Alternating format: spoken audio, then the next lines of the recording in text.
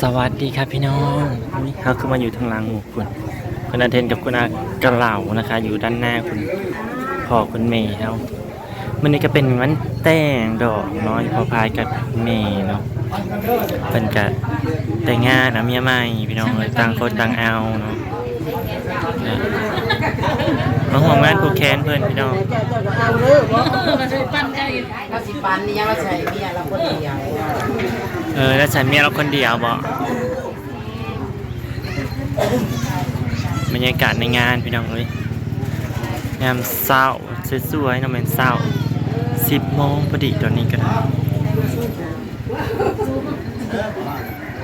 5 โมงก่อนพี่น้อง5 โมงงามซะก่อนอยากเอาแม่แน่แค่พ่อกับแม่ด้านด้านนี่ไงเด้อด้านนู่นนะครับคอยรถระหว่างเลยเนาะอุ้ยถ้ามาลูกเต้ามาผูกเด้อนี่เป็นการผูกแขนใส่ผ้าขาวพี่น้องบ่ได้มีผ้าควันเอาผ้าขาวเป็นผ้าควันบางคนจะว่าไม่มีผ้าควันเนาะแขนใส่ผ้าขาวพี่น้องถ้ามาแม่เอ้ยเอาแบบง่ายๆเฮ็ดแบบง่ายๆพี่น้องเอ้ยถ้ามาเฮ็ดแบบง่ายๆกับบ่ได้อันวือวาเนาะพี่น้องผู้เฒ่าเอากันเนาะพี่น้องเนาะผูกแขนอะไรกันแล้วเนาะก็บ่ได้คือไว้หนุ่มไว้สาวได้พี่น้องเนาะ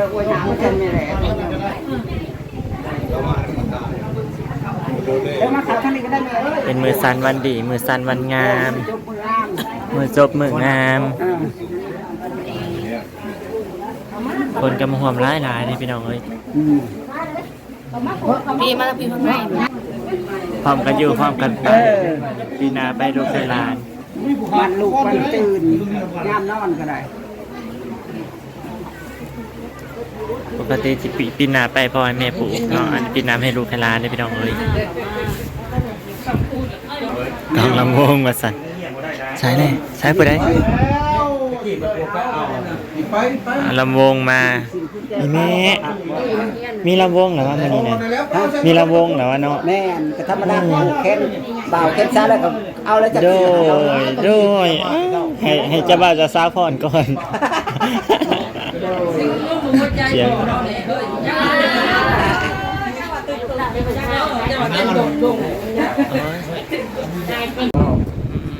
เขาเชื่อเลยเป็นเพลงนั้นดีใจนะเด็กผู้เฒ่าเอากันผู้เฒ่าเอากันพี่น้องเลยอยู่มันฟันยืนเนาะอยู่เป็นโฮมโซโฮมโพมใส่ก็อยู่เป็นโฮมโพมมันอยากออกตัวซอก่อนเดี๋ยวขอไปในรายนี้อยู่เป็นโฮมโพโฮมไซให้ลูกให้ร้านต่อไปเด้ออายุมันคนยืนบันนี้ก็ได้พอแก้วเมียทิพย์พี่น้องเอ้ยผัวเฒ่าเมียแก่เอาพวกเกี่ยวเมียทีบผัวเกี่ยงเมียทิพย์ป่ะเขาไปในรายจ้ะผัวเกี่ยงเมียทิพย์จ้าถูกนี่นะพี่น้องไปกันมีคู่ครองกับบริเงาและน้ำบันนี้ก็ได้เนาะกับบริเงาเวลาอยู่กับลูกกับหลานกับมีผู้ลมผู้น้ำพี่น้องกับบเงาและบันนี้ก็ได้บ่งวมบ่เงาและมีหมู่ลมหมู่โอ้ลำเนี่ยคำมาแรงมาคนหนึ่งข่าวหนึ่งน้ำเนาะไงเนาะโดย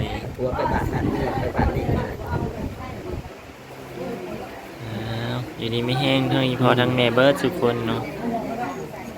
ต่อไปคนอาเทนกับซิปูแคนพี่น้อง100,000นะคะ100,000 กีบทั้งพ่อผูกทั้งแม่เอาก็ได้หลังจากคุณอาผูกแล้วเขาก็สิขับไปผูกแคนเพื่อนพี่น้องอาดามก็มาด้วยนะวันนี้อาดามจะเอาใบยังออกมาวันนี้เบิ่งก้อนยังไม่ได้เลิกผ้าขาวเลยเอาใบยังออกมาเตรียมเดี๋ยวหันจะได้กินจะคือใบยังวัดพี่น้องย่อไอ้บ้านเลยแล้วมาสูงไปนั่งหางไก่โอ้ยใบ20,000ไปได้พี่น้องเอ้ย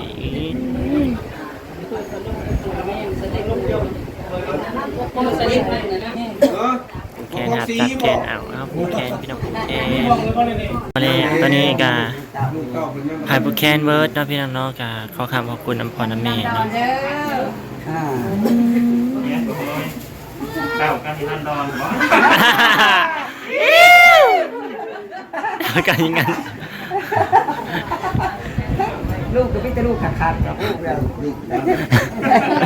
ลูกกระดึ๊ลูกกระด้านล้านกระดึ๊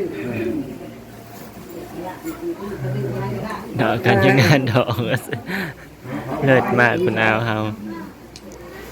คำบอกว่ากับบไดหัวพี่น้องเอ้ยเนาะ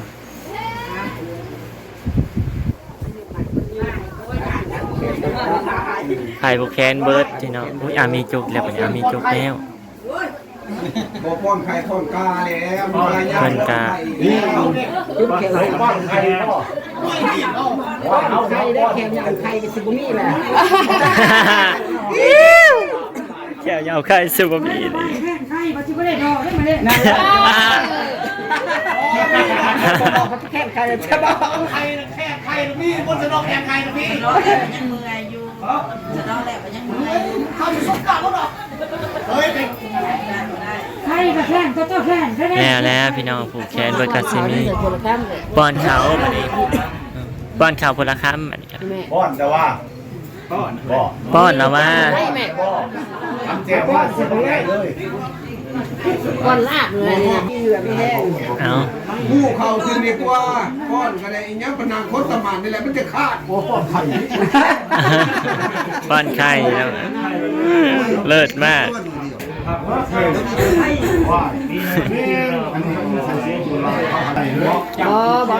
บ่าวใหญ่เดี๋ยวเราแค่นะสบายได้ดอกครั้งใหญ่ว่าอยากให้พอทุ่งของพี่ไปแค่อาดำมาไว้อาดำมาไว้เตรียมพี่น้องมันคืออันเลิศแท้บอกกับแม่ฮะนี่ใจอยู่จะเป็นตายล้อดำเบิ้ลนี่แหละเขา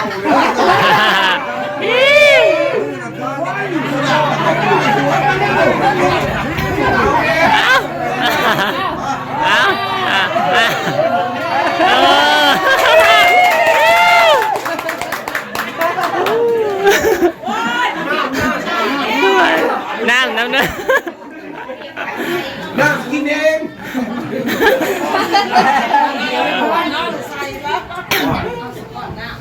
คือมาป้อนน้ำเอาโอ้ยเนาะบอกกับแม่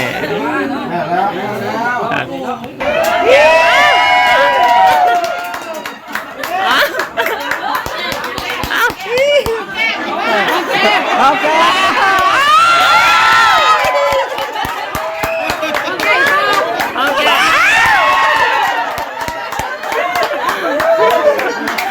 แต่ละคนเนาะ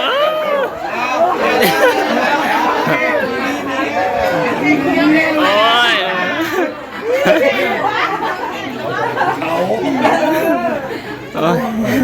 พูดเลยเลิศมากเลือดตอนหอมแก้มเนี่ยนะพี่น้องเอ้ยป้อนไข่กับว่าเลือดแล้วมาหอมแก้มเลือดกลัวอีกขอบคุณหลายสิเป็นการย่อผ้าเข่าเนาะขึ้นไปสู้แขกกินอยู่ทางเฮือนเนาะพี่น้องตอนนี้กับผูกแขนแล้วพี่น้องแล้วพิธีแล้วบรรยากาศจะได้ผ้าเข่าแต่งไว้เรียบร้อยไม่แต่ฐานย่อเลย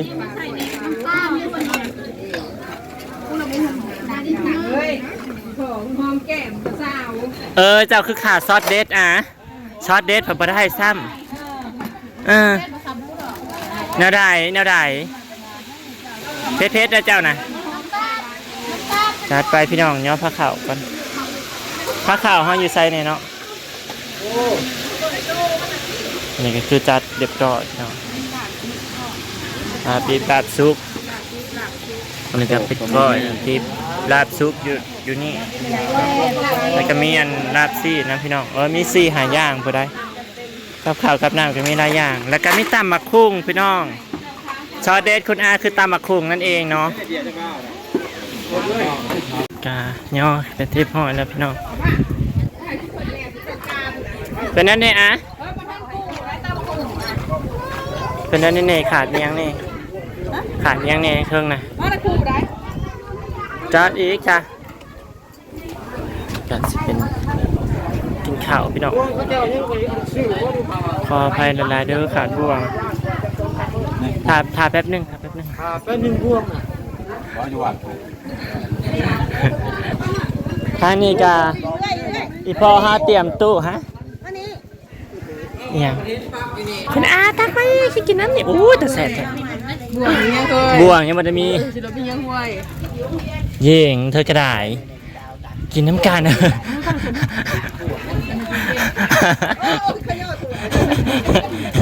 กินแล้วเสร็จเลยอันนี้ก็แล้วพี่น้องจ้าอันนี้ก็เปิดเพลงเอาเปิดเพลงคือแล้วตอนนี้ก็แล้วเป็นที่พ่อยแล้วพี่น้องย่อแขกย่อคนยังแล้วเท่ากับจะกินและบัดนี้ก็ได้เฮาเวลากินมันเฮาเวลากินแล้วพอว่าสั่นเนี่ย ให้กินแล้วเพลนแล้ว โอ้ยตำมะคุ้งอะนะ ใส่อยู่แล้ว ตำมะคุ้งกระแสะพี่น้องเสร็จสิ้นหมดแล้วใช่ไหมเจ้าคะ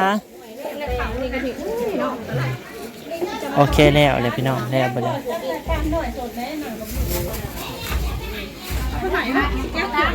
ยังทอดไข่ทอดปลาไม่ขออภัยเอากระสิหาแนวกินพี่น้องเอ้ยโอเคคลิปนี้กระสิขอจบไว้สำนี้ก่อนเด้อพี่น้องดูขอบคุณทุกๆกำลังใจเด้องานปูแคกระจบชัดสิ้นไปเทียบห้อยพี่น้อง